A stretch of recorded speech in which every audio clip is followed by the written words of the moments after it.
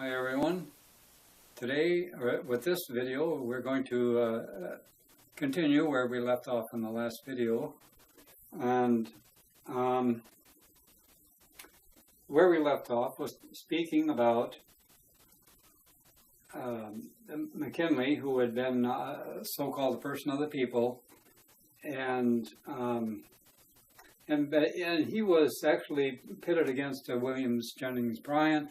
And there was a populist movement at this time, and he was not, Bryan was the head of the populist movement, and McKinley was not. So McKinley, but he was still perceived as a person of the people, and he got elected, and he was a Republican, but he died in office. He got shot, and Teddy Roosevelt came in, and as mentioned, the first one born in the Clausman era, and he instituted some reforms on the, particularly on the big disparity of the money, but mostly going against for the big oil, the trusts, and that breaking up the trusts, and all sorts of other reforms were going on during this time. And same with the presidents that followed, which was Taft.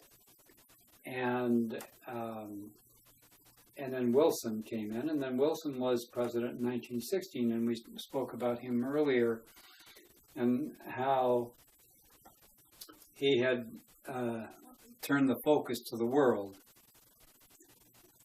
And so now, but we want to continue on around over here now to the next corner, which is, again, where the populists were speaking up, and this was 1932. And this was Franklin Delano Roosevelt. This was the height of the Depression. And FDR got voted in by the people. And he started then the Social Security and other things that are in the United States up to this point. And anyway, but we come around here, and in 1948, Truman got elected because ultimately FDR, as they call them, died, and even though he got reelected for an unprecedented fourth term, but he died into it, and Truman came in, and he got reelected unexpectedly in 1848 against his opponent. And so what he did is, well, let's go back to Monroe, because we didn't really talk about Monroe, except for that he was one of the Jeffersonians, the disciple of that school, the Democratic Republicans, and he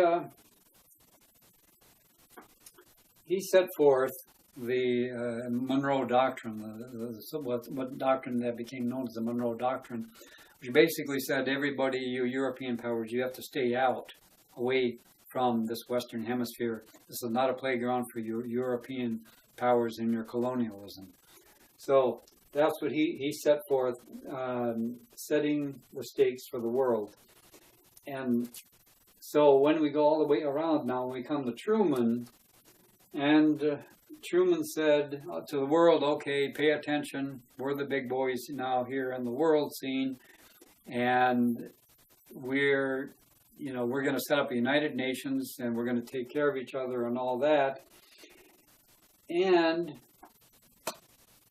he also dropped the atomic bomb to prove the power, that same sort of setting forth of power that Monroe had. So we see that again here in Truman. So then we come down here, and we come down to 1966. Well, that was LBJ, Lyndon Baines Johnson. And again, is the populist was coming forth and saying, and so he wanted to set up the Great Society, all these great social plans, end poverty, the war on poverty, etc., etc. But he also had the Vietnam War to deal with, and he could not get himself to stop the war because, as he said, well, he wasn't going to be the first president to ever lose a war. He probably has changed his mind by now, but then that's not what happened at that time. But in '66 also, as far as movement toward the Father's kingdom goes, This was a great movement toward communalism, toward fraternalism, which will, and this sort of set the seed work for what's going to be coming up. And that was also in 66, in that time period, and in the 60s, 67, the Summer of Love, and all that kind of stuff. Now, the Republic, Social Order, the conservatives, and that, the ones that are holding up the money-getter society and all that, and they did not like them, you know, called them derogatory names and all that, but still they kept then their message of tolerance for others and so forth. It took root. And also in this time we had the Civil Rights Acts, started with Kennedy and then Johnson, and that was, you know, since the I didn't mention it, but since the slaves got free, and there was a after the U.S. Civil War and or war between the states, as some people like to call it, but in any event, there was a constitutional amendment. But nevertheless, sometime in here, remember, this is the Beast Quadrant, and the Beast Quadrant said, well, no, you don't, you know, so they made what were called Jim Crow laws that essentially separate but equal, and discriminated against the African Americans at that time, or blacks, as they, whatever name that was happened to be used. But by the time here, then civil rights came in. So they said they did away with all those Jim Crow laws and all that stuff. And it's interesting, though, that midway in between, you see, was this up here, and they had the peace symbol of the hippies in the 60s, and so it pointed up here to this, all this ideal that was coming, that they were moving toward, which, well, that was the fraternalism that they were moving toward, but they weren't there yet. Now, it's interesting that in this symbol, right here where the civil rights movement was, and this is over here, the Civil War, when the blacks, or the African Americans, blacks, or whatever name that was used, they were given by Constitution, they were given freedom. They made the Jim Crow laws, and over here, that was their sort of liberation, actual liberation from the Jim Crow laws that got established there and went all the way around over here. And so the toleration that was set up, or moved toward by the fraternalists, the communalists, whatever name that you want to call them, or the hippies, whatever name you want to call them, but they moved forward with that tolerance and so forth, all the way up over here until we actually got a president who had some ancestry from Africa in him, President Obama. But right here in 1982, this was Ronald Reagan, again with the Republic Social Order here, and the Money-Getter Society and all that. And he was interested in this and this, but this more than anything. And it's, you know, Mr. Gorbachev, tear down that wall. He wanted to see this. This was a part of that, remember, the globalism that was started here in 1916. And here it is halfway around the circle, and the presidents are still attempting to, you know, to get that going. And we come over here then to this corner in 1999. Now, in 1999, this was Bill Clinton was president, and he was, well, he was elected before this, but he was very much a person of the people, a regular sort of a person, is how we came across as. And of course, this is the arena of the beast here. And so the Republicans weren't going to allow him, or they're going to try to stop him from producing goodness for the people. And so, but anyway, we come in here now to 2016, and we have Donald Trump got elected president as of the time of the recording of this. It's generally accepted that he will be, unless the electors change their mind in great quantities, well, sufficient quantities, which isn't likely. Anyway, the similarity between 1882, I mentioned in the last video that the similarities between 1882 and 2016 are quite interesting. I mentioned the trust and the great division between the rich and the poor, and also the American Indian. Well, the pipeline had been the biggest pipeline in the world, oil pipeline in the world, if I recall correctly, with the Standard Oil Company, Rockefeller, and that was around this time, and it was right around this time too, shortly 1 year before this, when A Century of Dishonor got published, which was about how the American government had mistreated the Gautamans, the American Indians, from the very beginning, and knowingly and willfully on the part of the government, save and except for a little bit of time in here when Washington tried to change that, and it was unsuccessful. But in any event,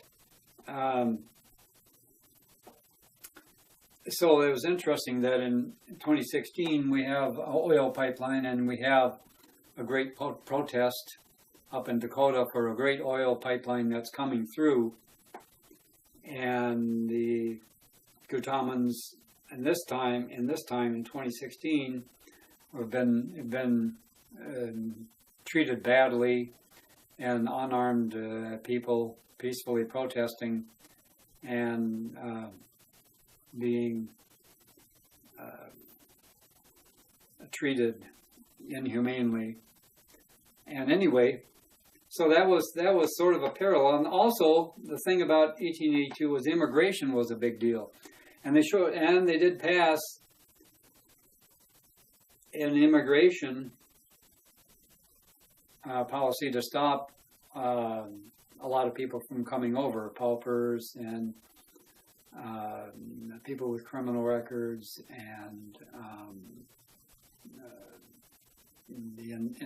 people they judged to be insane, things of that nature. So that, and here again in this election, immigration was a big issue in 2016. Anyway, so now we're going to be going forward into 2032, and that's a very big time, which we're going to talk about in a future video, for what's coming up in the future. Now, I mentioned fraternalism starting around in here, but it's going to go from there. How do we get there? And there's some things that are occurring in here that I can't show on this chart, but I'm going to show on we'll look at it in a couple other charts of cycles that are also at play at this time. And anyway, to briefly recap, from this fraternalism, it's going to go around all the way around from 2049 all the way around over here and up to 2149, which is when the Father's kingdom is going to be first established on this earth, and being able to sustain it, meaning the third resurrection, not just a family of faithists, but organic families of faithists within the larger fraternity social order that begin to come together and work organically together, and ultimately by this time they will become crystallized as a community in the crystal and light in the third resurrection, and that will be truly the Father's kingdom. And so the time from here, which is, by the way, now this is their generations that are born, and what we're showing here, this is the first generation born in Cosman, second generation, third generation, fourth generation, fifth generation, and now we're right here at the beginning of the sixth generation of Cosman. And now, I mentioned Teddy Roosevelt up here being born in this first one born here in the Cosman era, first president. And how this works is that even though this particular spell has the influence that it does, things that go on during that spell, and as it happens, that stays with those who are born during this time, and they grow up in that, and it becomes a part of who they are, and they carry that forward. So they're 33 years old at this time. And here, right to here, they're 16 2/3, almost 17 years old, and here they're 33 years old, and here they're 50 years old, which is the prime for the Uzzian social system. And so now that's the first of them. The first of them that were born here, they'll be 50 years old, and yet there's still going to be some born here in that first generation. And so 33 years later, which is when that particular generation is finished, when Teddy Roosevelt came into power, the youngest of that generation was only about 16 or 17 years old. And anyway, the gist of what I'm attempting to say here, without going into all the details at this time, is that those that are born at this time are going to be in charge over here at this time, in the height of their power, and they're going to be in the height of their power, and these people will be born in 2149. These people will be in charge when these people are born. And so this is very important.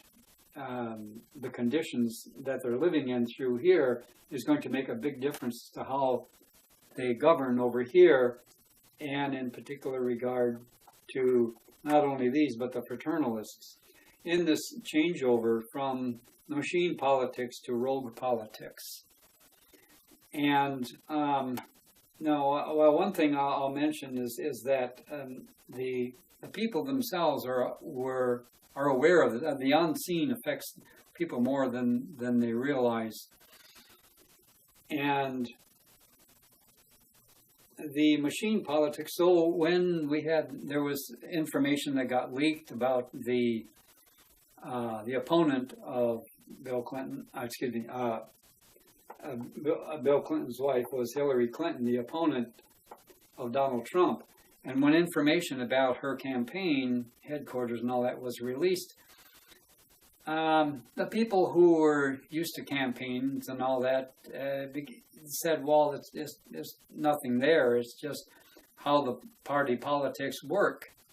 So they didn't see anything disastrous in it at all. Yeah, I mean, yeah, they'd prefer it not have gotten out, but they kind of, tried to smooth it over and all that as they would. But really what it showed was the machinery of the politics, and people saw that, and they were sort of repulsed by it, because machinery politics, with Ronald Reagan here, you see, this was the first quadrant of that established machine politics, second quadrant, third quadrant, fourth quadrant. Now, the fourth quadrant of anything is always a difficult quadrant for keeping something going that had been going, because it requires that the thing that you had going is pretty close to, there's a lot of good there, because some of the stuff is going to follow, the cracks have been showing, and it may fall apart. That's what happens during the fourth quadrant of anything. And so people saw that, and they equated her with the machine politics. That's one of the things. That's not the only thing, of course, that through the election, but you could see in the machine politics, well, that the person vying with Clinton for the Democratic nomination was Bernie Sanders. Now, Bernie Sanders spoke more along the lines of this, which was coming up, and the responsibility of helping the people move toward a better world. And but the fear was, because this was still machine politics, but the fear was, he wouldn't be able to.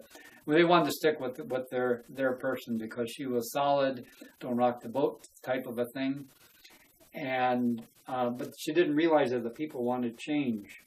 Because remember, this is going from the beast quadrant up here into the tree quadrant. From what it says down here, personal, attached, and biased. That's usually what happens in this quadrant right here. Personal, attached, and they're biased. And we're moving from that up toward independence. Well, now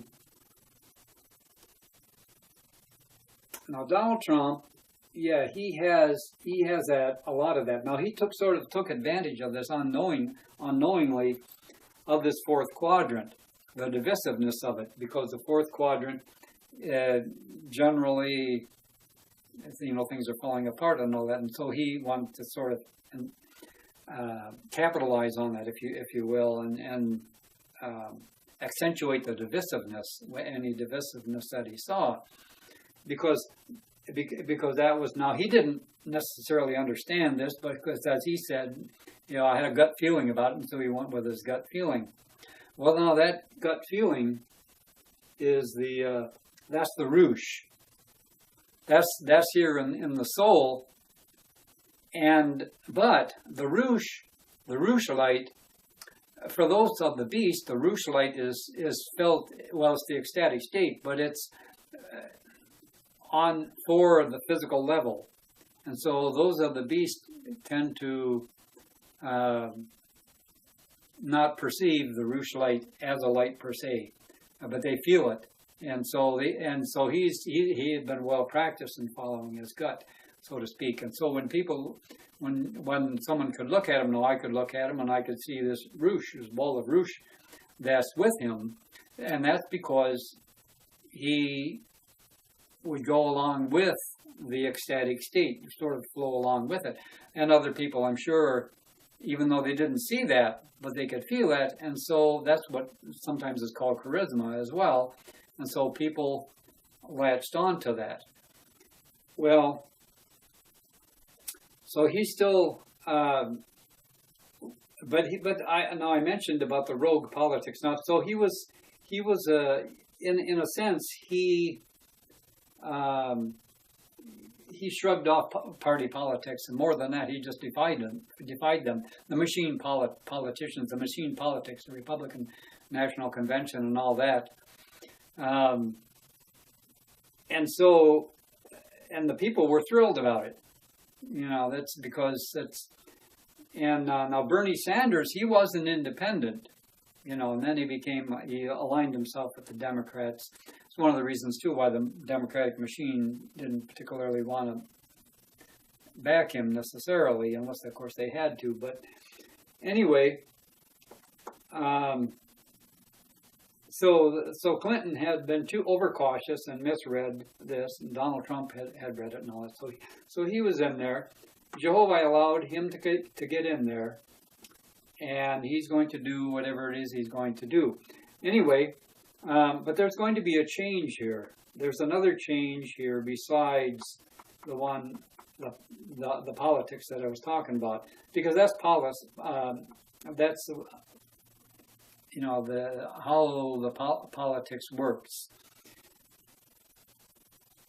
And let's go back to 1749 in that regard, because back in 1749, even with Lord Halifax there, this was the aristocracy who was in charge of the colonies. Over in England, it was the aristocracy, and they were expected, to take government posts and all that. But the aristocracy, now they were, they essentially, well, I'm going to put it in Faithist terms here, they were in the Bagan level. Now the Bagan is a higher grade than the coarseness of the animal nature.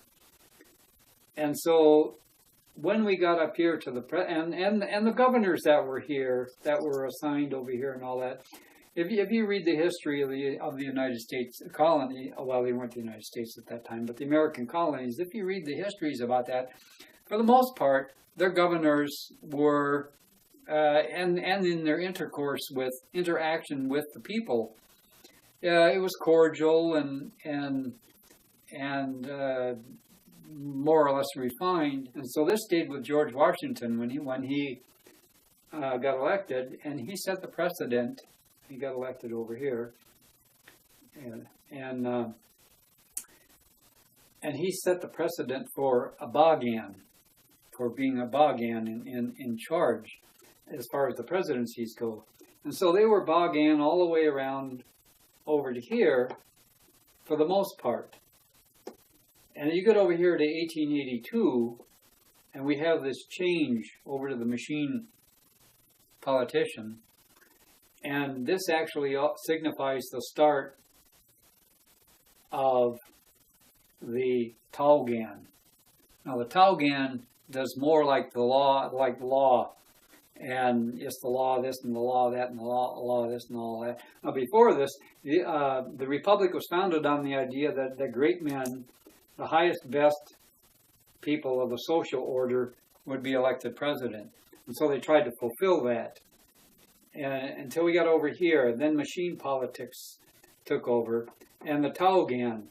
And so it became, the law and what's in the law, all this thing with the back and forth and the horse trading and that we talked about with the politicians and all that. That's all Taugan. Now, here's the point about the Taugan. Now, the Bagan, but it's difficult for the Bagan to understand. A lot of times it's difficult for the Bagan to understand the Baogan, the lowest grade, the lowest level. There's 3 levels. And roughly the Bagan equates to grade 66 to 99, and Taugan from 66 to 33, and from 33 to 1 is the Baogan. Now, anyway, so when the Taugan, so this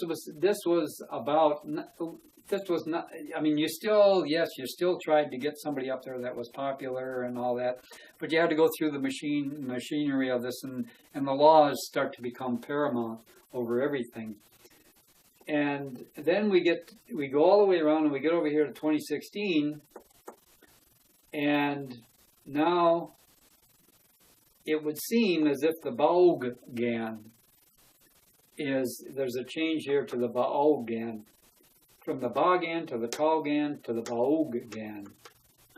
Now the Baogan, if you look in, I believe it's the tablet of Empagaito, and you can see they show essentially 2 lines like that, and what it represents is an open mouth, like a lion's roar. Rah! Because and the lion represents Baogan. That's what Baogan means, the sound of the lion. And if you recall, Donald Trump, during his presidential campaign, he did a lot of that. Why? I mean, in the news media, mass media, you see a lot of his images, that open mouth like that, Baogan. So it would seem as if that would be the case. Now, Baogan is more like personal rule, and more like autocratic, closer to the monarchy, and closer to sort of like dictatorship or tyranny type thing. Now, I'm sure he does not view himself as being that, but we'll see as we proceed forward. The elected presidents and how that's going to be. because there's going to be a separation. There's always a separation during this time, during this quadrant, right here. We're going to look at the effects of generations on the wheel. We're still dealing with the C-spell wheel, and we're gonna start with well, first of all, this is one generation. This quadrant, one generation, because it's a spell, and this is second generation, third generation, fourth generation of Cosman, because we started in 1849 to 1882. The first generation of Cosman was born. Second generation born from 82 to 1916. Third generation was born from 1916 to 1949. Fourth generation was born 1949 to 1982. And we're going to start the talk with the fourth generation. And it can be, but you'll be able to extrapolate it to other generations as well.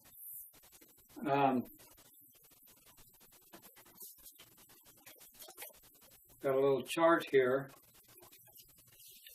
and okay, now for now, this red arrow is going to mark the start of a generation. And oh, by the way, both Mr. Trump and Mrs. Clinton were born just right before that, in the end of the third generation. And so they're not actually of the fourth generation. But because they grew up in it, it had a great effect upon them. Anyway, so the first of the fourth generation was born in 1949.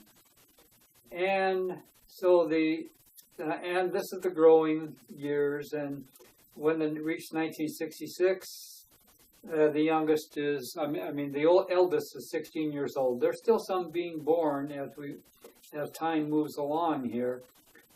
And at this point, in 1982, just the very last of the fourth generation is being born.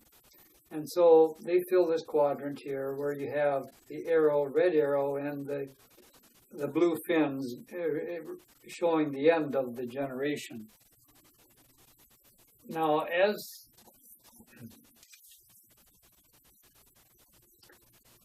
time goes on, the firstborn of the generation will turn 50 years old at this point.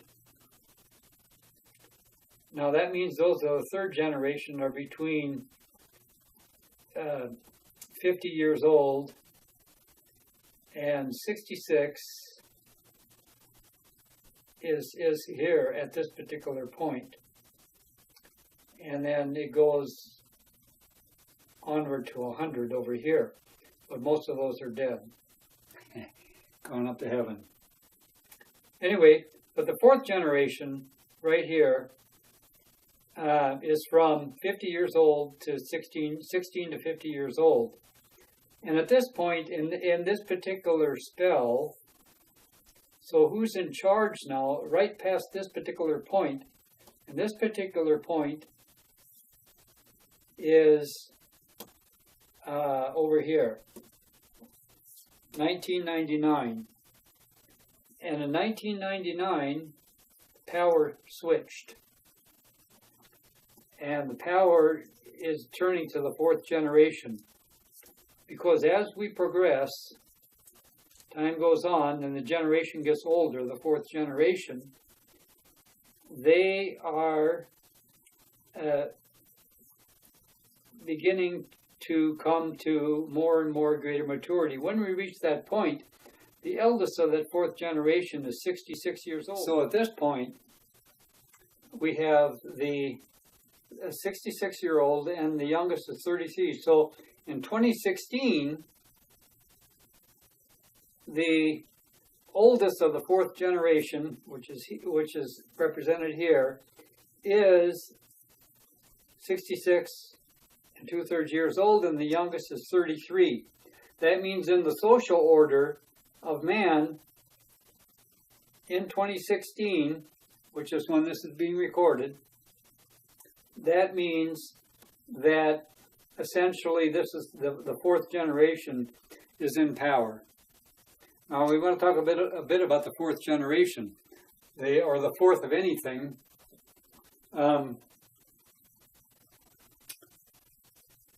Has to do with integration, and it has to do with the integration of the three previous quadrants. Everything that started with that ideal, that descent of the ideal, and that ascent of the ideal then carried forth, and that was in 1849,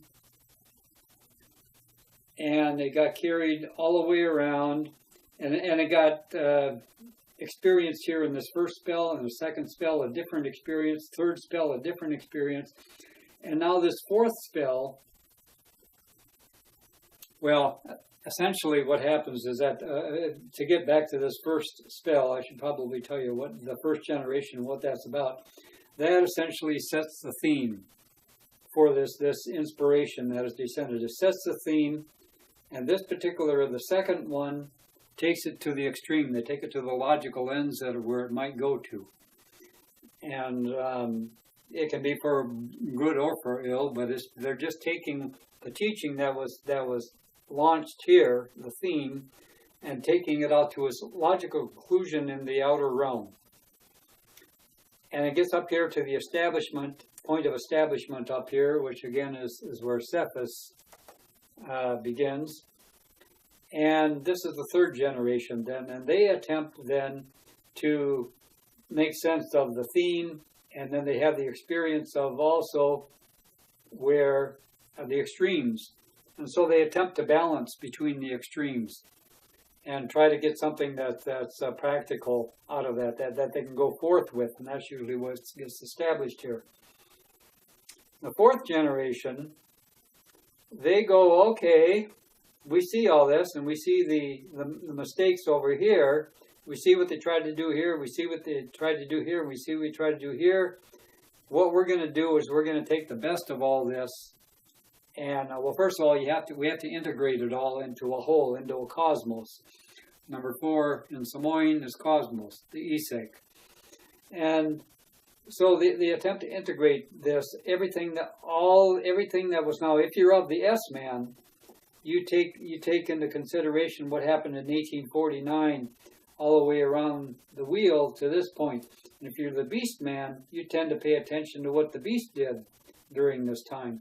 But at this time, the fourth generation attempts to integrate it all. And now that doesn't mean he doesn't set, or she doesn't set priorities. They do, but they attempt to integrate it all and to create harmony.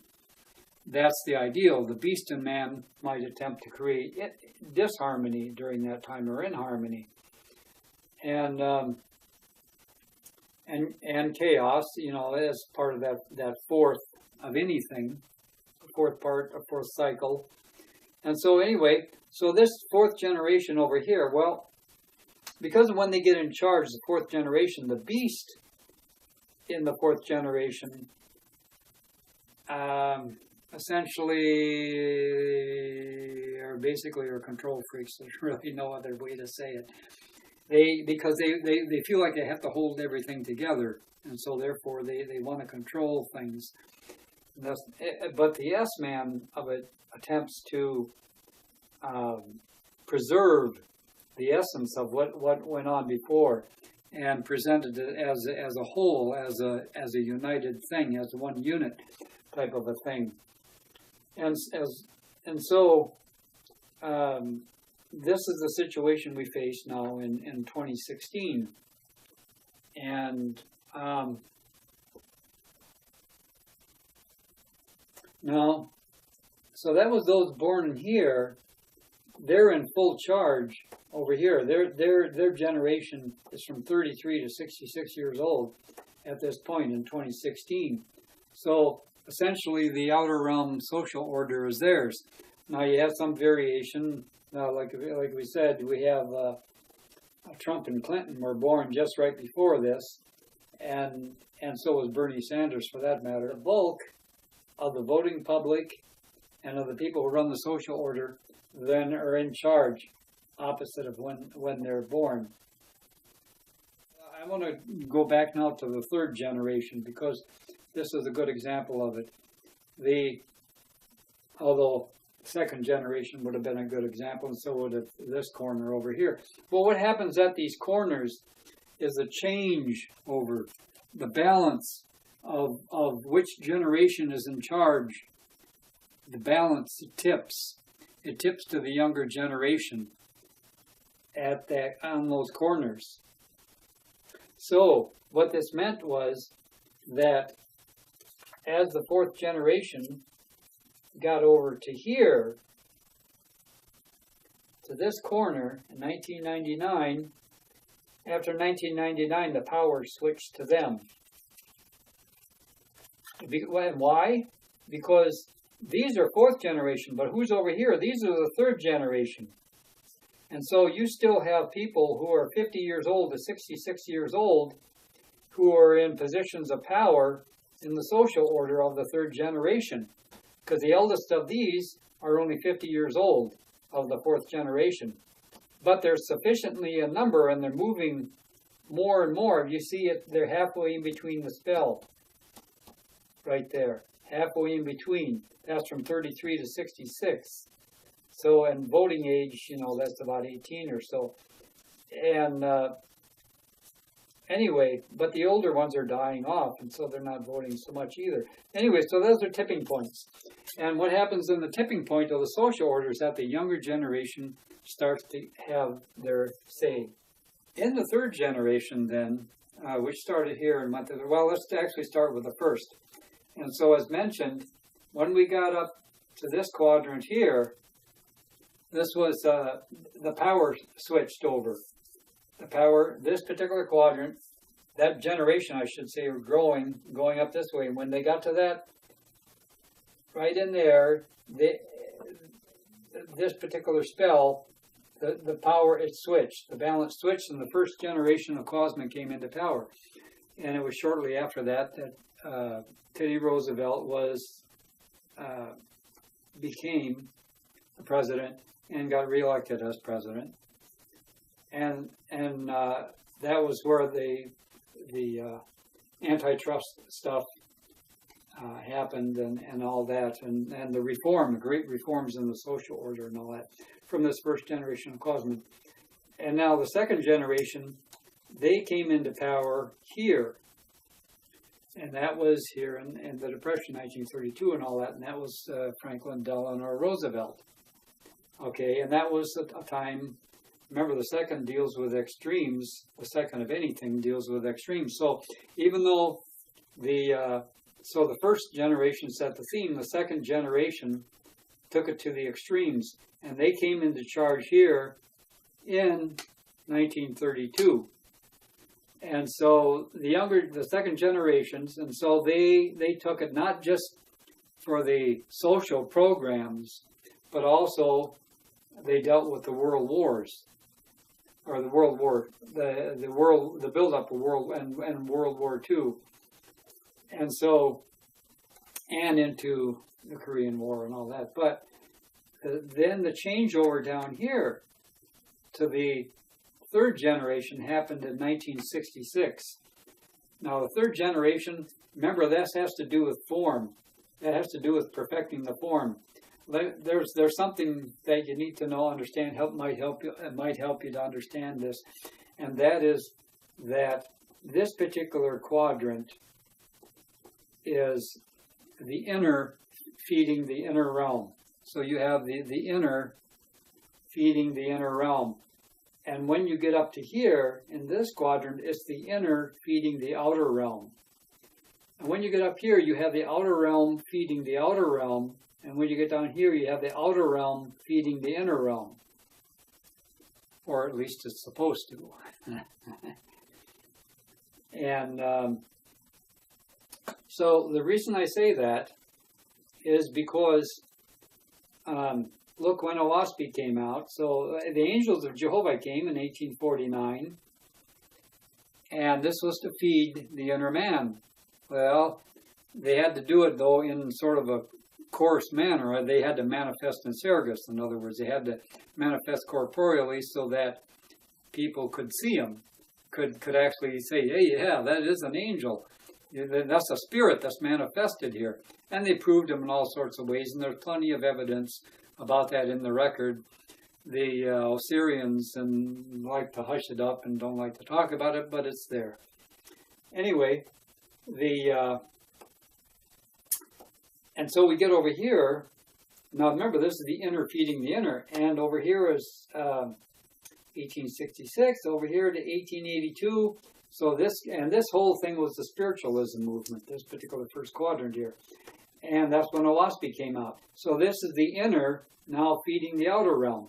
What did Owaspie do? It was right there. It was a corporeal book. It wasn't just angels that were there for a short time and then poof, gone. Oh, this is something to endure. So you have the inner feeding the outer. Now you have the outer realm feeding the outer realm. And yeah, essentially that's what happened. Over here, we got the Great Depression. Well, there had to be bread lines and stuff like that. There had to before this time, the government said, U.S. government said, nah, our job is not as father of a family here. Our job is just to protect. Well, all right, we are fathers of the family, but our job is just to protect you guys.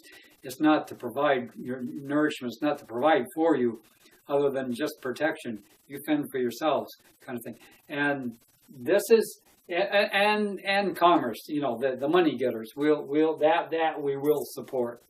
And later on, then and yes, the internationalism that will support, kind of thing. But so anyway. Since that start, the government just kind of simply even refused. Well, even over here, as we approached 1932, Calvin Coolidge and it wouldn't do it. Well, let business will take care of it. Hoover, oh yeah, it'll be a short thing. You know, the old markets will take care of it. It didn't, and they realized this was the realization of the responsibility of the government for this sharing this prosperity with the people. Because if they don't, that's what happens. The Great Depression. This is what happens when you don't share. Is that it gets all glommed up, all together, and there's no fluidity of exchange. It gets hoarded. Well, the system in order of the Uzzian system in order of the marketplace actually helps that to flow, and they try to design it, so there can be competitors and all that stuff. But then competition and so forth is of the beast. It's not the cooperation that you have up in Jehovah's kingdom, up in Jehovah's heavens. Well, anyway, so this was the start of that, and that was the third generation, the outer realm feeding the outer realm.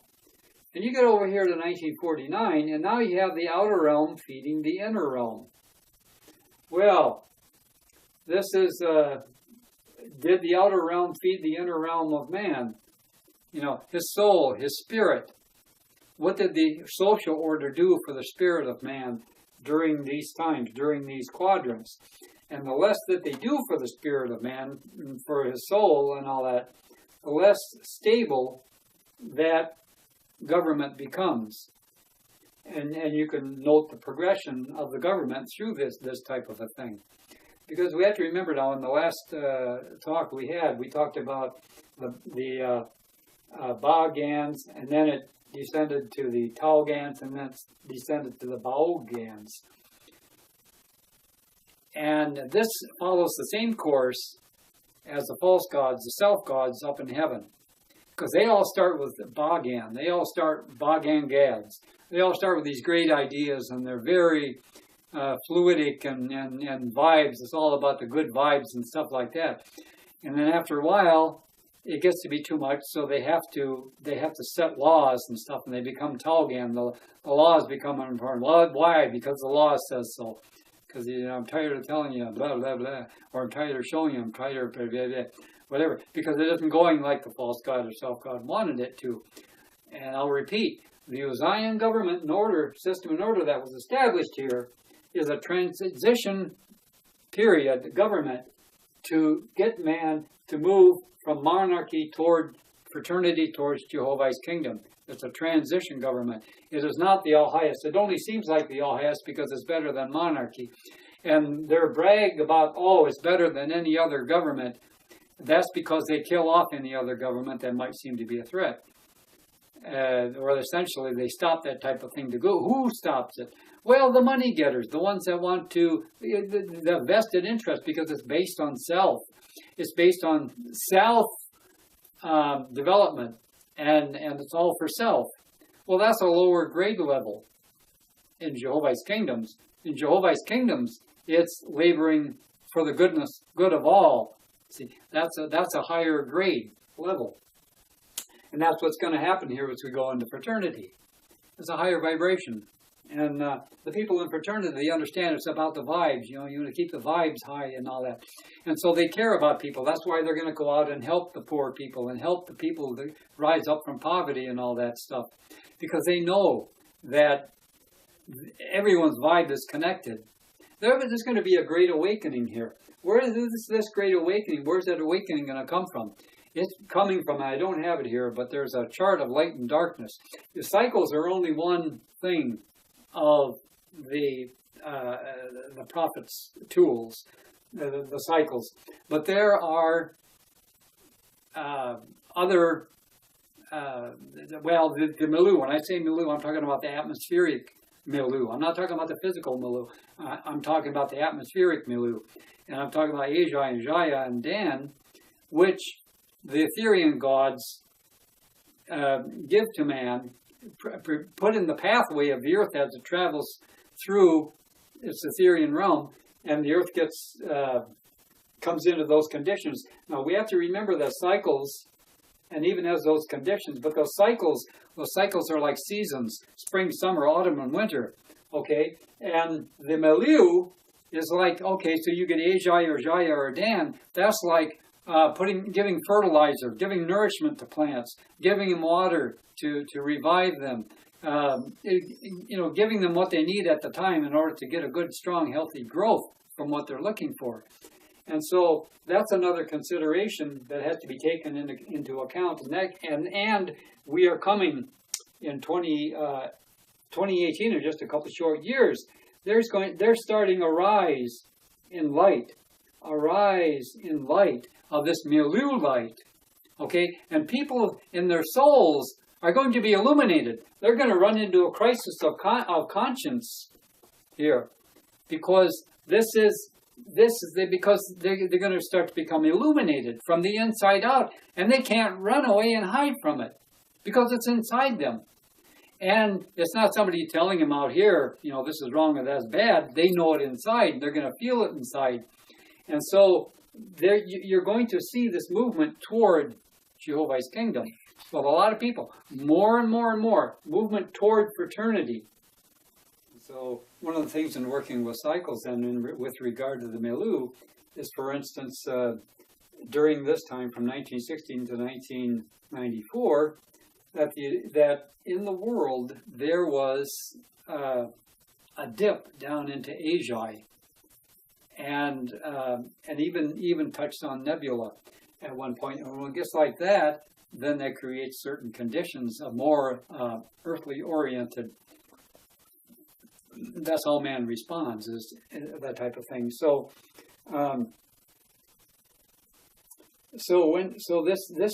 what happened here is that this was another switch then of generations.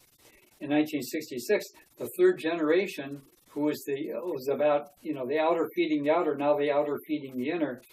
And they went forth. They're the ones basically who went forth in the hippie movement and the communal movement, the movement toward, which was really all that was about, was the movement toward fraternity. Yes, there were lower levels of it, lower grades, but I'm talking about the higher grade ones. Where it was toward Jehovah's kingdom. Now they didn't call it that, but that's okay. We know what it is. But it's toward fraternity. They understood it was about the vibes. It was about the feeling. It was about this thing that's coming up here, which is going to become so important. And so when we talk about over here, now there was a switch over in 1999. Well, it didn't seem like such a big deal. How come? where's all the whoop and all the changes? It didn't happen there. And that's part of the reason is because it's over here in the beast, in the realm of the beast. And in the realm of the beast generally, that's his home turf, so to speak. And so he has a great effect on what occurs and what doesn't occur during that particular quadrant. And it's also a quadrant here of Uz and Hak. So anyway, so that being the case, there's also going to be another change right up in here as we come into the future.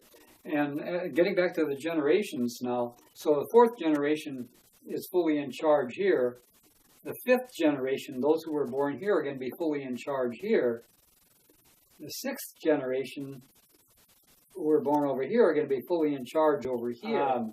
Okay, so the fifth generation, which was born in 1982 to 2016, they are going to be in charge right here when we hit 2049.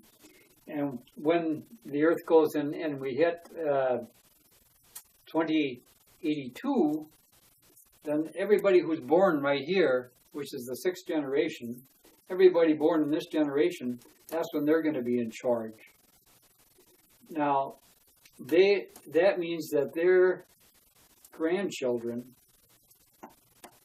of those people born right now and going to be born during this time, their grandchildren are going to be over here in this time of 2149, when the Father's kingdom first becomes established on this earth.